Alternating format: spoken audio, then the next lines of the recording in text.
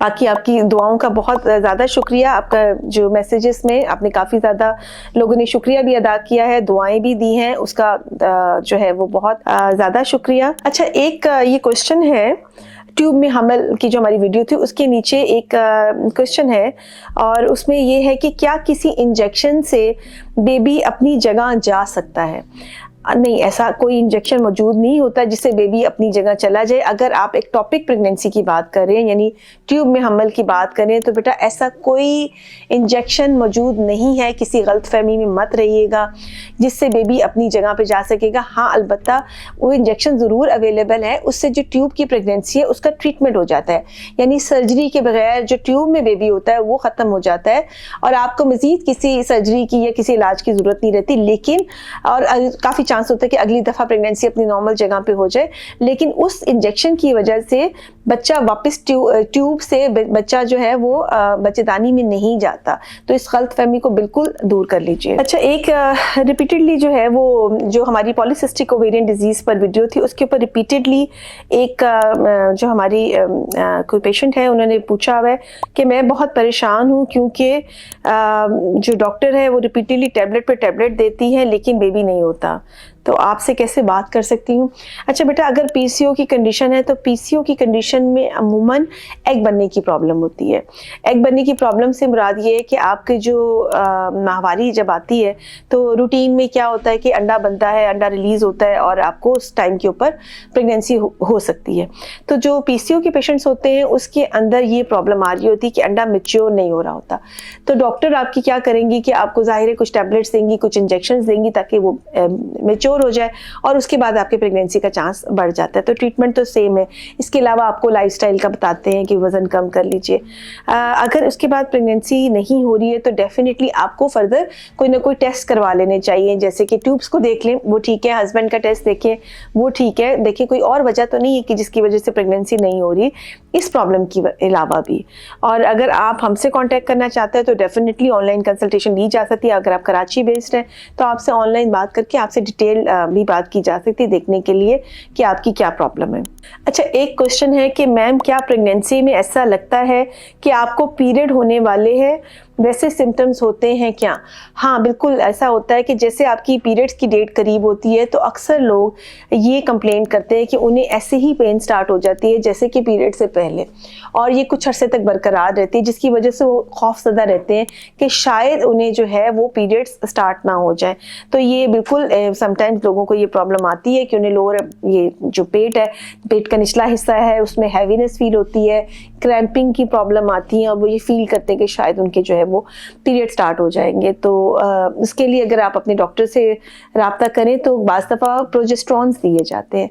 Progesterone देने का फ़ायदा होता है कि आपकी ये फीलिंग जो है वो सेटल हो जाती है। देखिए, एक बात क्लियर है कि अगर एक बच्चा यानी नॉर्मली आपके अंदर ग्रो कर रहा है और अगर आपको ये फीलिंग आ भी रही है तो यूजुअली ख़तरे की अलामत नहीं होती है, लेकिन ये समटाइम्स ये वाली अलामत ये भी शो कर सकती है कि बच्चा शायद अंदर सही तरह ग्रो नहीं कर रहा और आपके शायद खुदा न खास्ता मिसकैरेज की तरफ ना जा रहे हो। सो बेहतर तो ये है कि प्रॉपरली इसके लिए डॉक्टर से रब्ता करें और वो शायद आपको कोई प्रोजेस्टेरॉन की सपोर्ट दें, आपका अल्ट्रासाउंड करें और फिर बेहतर तरीके से आपको बता सके कि ये कोई प्रॉब्लम वाली बात है या ये एक नॉर्मल सिम्टम है। अच्छा, ये एक क्वेश्चन है कि 6 मंथ्स की प्रेगनेंसी में कॉन्स्टिपेशन के बाद, कब्ज़ के बाद जो है ब्लड आता है स्टूल में। ये इसलिए इम्पॉर्टेंट है, सवाल और उसका जवाब देना भी इसलिए इम्पॉर्टेंट है कि ये एक काफ़ी कॉमन प्रॉब्लम है कि प्रेगनेंसी में लोगों को कॉन्स्टिपेशन हो जाती है।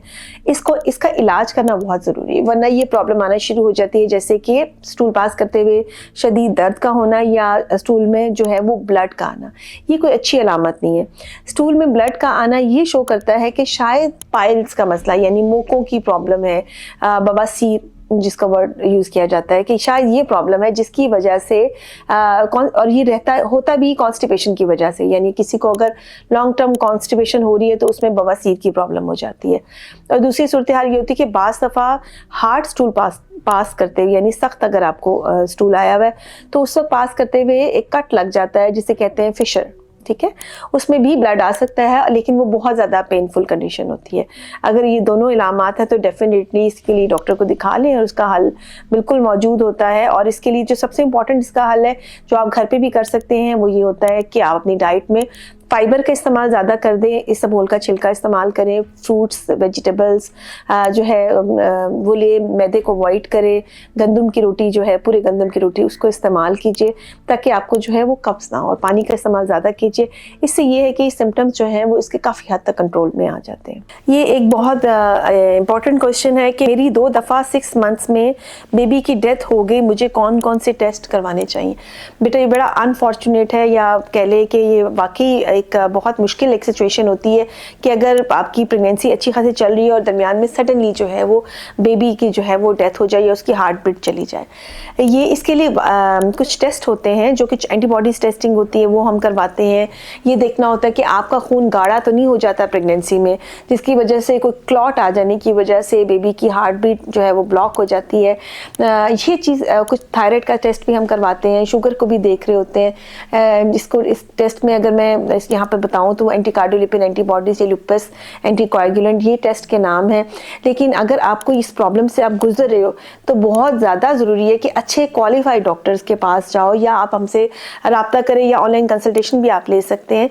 चूँकि ये ज़्यादातर सिचुएशन में ये अगर बच्चे के अंदर कोई मसला नहीं है, जैसे कोई जेनेटिक प्रॉब्लम नहीं है, तो ज़्यादातर केसेस में खून पतला करने वाले इंजेक्शंस की मदद से, जिसे क्लेक्सिन कहते हैं, अगर आपको ये दूसरी वाली प्रॉब्लम जो मैं जिसका जिक्र मैंने पहले किया है उसके साथ हम एक अच्छी सक्सेसफुल प्रेगनेंसी तक पहुंच सकते हैं। तो ज़्यादातर कंडीशंस में ये काबिले इलाज है मसला, और इसके लिए डेफिनेटली किसी क्वालिफाइड डॉक्टर से आप मिलो और वो आपकी इन्वेस्टिगेशंस करने के बाद आपको एक बेहतर रहनुमाई जो है वो फराहम कर सकते हैं। अच्छा, हमने कोशिश तो बहुत की है कि आपके जो सवालात हैं उनके मुनासिब जवाबात दिए जाए। अगर आपको किसी भी सवाल का जवाब जानना है तो आपसे गुजारिश है कि सवाल ज़रा ज़्यादा एक्सप्लेन कर दिया करें, और आप बिल्कुल सवाल पूछ सकते हैं और हम पूरी कोशिश करेंगे कि जहाँ तक हो सके इसका जो है वो जवाब आपको दे सकें। बहुत सारा ख्याल रखिएगा, दुआओं में याद रखिएगा, खुश रहें, खुश रखें।